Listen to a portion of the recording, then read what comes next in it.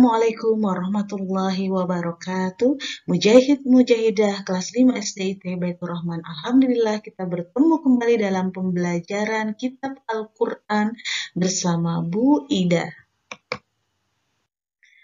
Hari yang penuh berkah, kita sudah mengawali bersama keluarga dengan sahur bersama, sholat subuh berjamaah, membaca Al-Quran, dan kali ini kita akan belajar bersama dengan mengawalinya membaca basmalah. Bismillahirrahmanirrahim. Rabbi zidni ilman warzuqni fahman. Amin. Kita akan belajar fungsi atau kegunaan sejarah dan nama-nama lain dari Al-Quran.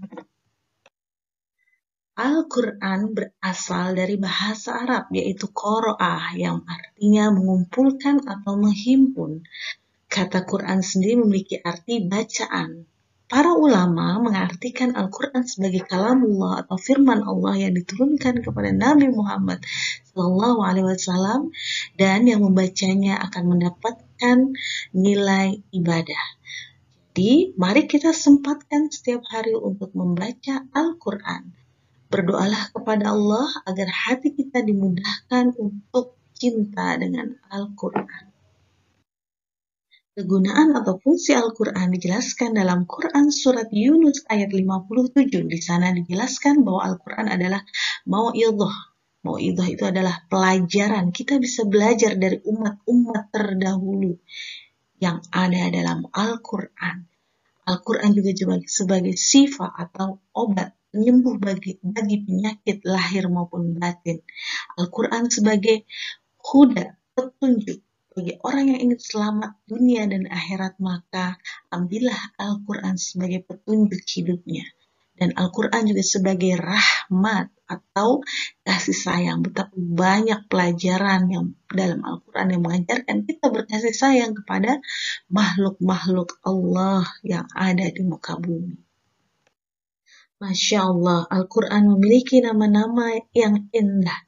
Al-Mau'izah, Ashifa, Al-Huda, Ar-Rahmah. Itulah yang dijelaskan dalam Al-Quran Surat Yunus ayat 57. Al-Quran juga memiliki nama Al-Kitab, atau yang artinya kitab atau yang tertulis. Al-Furqan, pembeda antara yang hak dan yang batil. Az-Zikr, pengingat. An-Nur, cahaya. Kalamullah, firman Allah. Al-Aziz, yang maha mulia. Betapa agungnya Al-Quran, karenanya Al-Quran menjadi mukjizat terbesar yang dimiliki oleh Nabi Muhammad SAW. Semakin bertambahlah keimanan kita kepada Al-Quran. Mari sama-sama kita menyaksikan sejarah penyusunan Al-Quran dalam video berikut ini.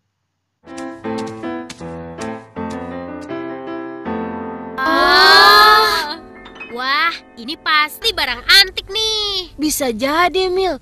Kertasnya saja sudah kuning begini. Dibuat tahun berapa ya? Mana aku tahu. Kamu toh? Ada yang bisa kakak bantu adik-adik? Ini kak, Al-Quran besar ini bikinan siapa ya? Al-Quran ini dibuat oleh dua orang yang juga merupakan pengasuh sebuah pondok pesantren. Oh, begitu ya? Dulu waktu zaman Nabi, apa Al-Qurannya juga sebesar ini, Kak? Di zaman Nabi, Al-Quran belum dibukukan seperti ini. Bagaimana orang belajar? Kan tidak ada buku. Semua ayat-ayat Al-Quran yang diajarkan Nabi dihafalkan di luar kepala. Wow, hebat ya. Lalu mulai dibukukannya kapan, Kak? Kakak jelaskan ya.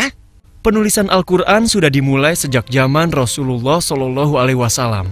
Pada saat itu, para sahabat Rasul menuliskannya di berbagai media atau tempat, seperti di atas pelepah pohon kurma, di kulit unta, di lempengan-lempengan batu, dan potongan-potongan tulang. Namun, tidak sedikit juga di antara para sahabat yang memilih untuk menghafalkannya. Semua ini berlangsung mulai dari ayat pertama sampai ayat terakhir, selama 22 tahun, 2 bulan, dan 22 hari. Wah, lama juga ya.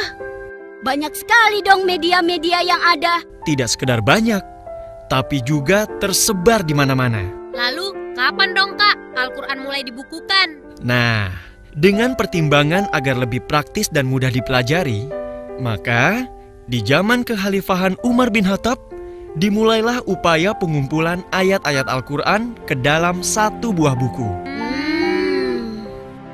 Namun usaha ini belum selesai. Maka Utsman bin Affan selaku khalifah yang ketiga melanjutkan upaya ini dengan membentuk panitia khusus yang bertugas membukukan Al-Quran. Apa yang dikerjakan panitia ini, Kak? Wah, pertanyaan bagus, Do. Iya dong, Dodo gitu loh. Mulai deh. Panitia ini menyalin semua tulisan Al-Quran dari berbagai lembaran dan media yang ada ke dalam lembaran kertas yang kemudian mereka jilid menjadi satu buah buku. Dengan dibukukannya Al-Quran ini, banyak manfaat yang diperoleh. Apa itu, Kak? Pertama, menyatukan kaum muslimin pada suatu bentuk mushaf yang seragam ejaan dan tulisannya. Kedua, menyatukan bacaan. Ketiga, pada setiap masa dan zaman, Al-Quran dihafal oleh jutaan umat Islam. Dan ini adalah inayah dari Allah untuk menjaga Al-Quran sebagaimana yang diajarkan Rasulullah SAW. Nah, demikianlah sejarah penulisan dan pengumpulan Al-Quran. Oh, begitu. Luar biasa ya. Coba kalau tidak dibukukan, kita pasti sulit membacanya. Pasti, Mil. Sudah dibukukan saja, masih ada yang susah membacanya. Ah, masa sih? Emang ada, Tok? Ya ada, Dok. Siapa itu, Mil? Keterlaluan betul. Ya siapa lagi? Kamu tuh, Dok. Kok aku ya?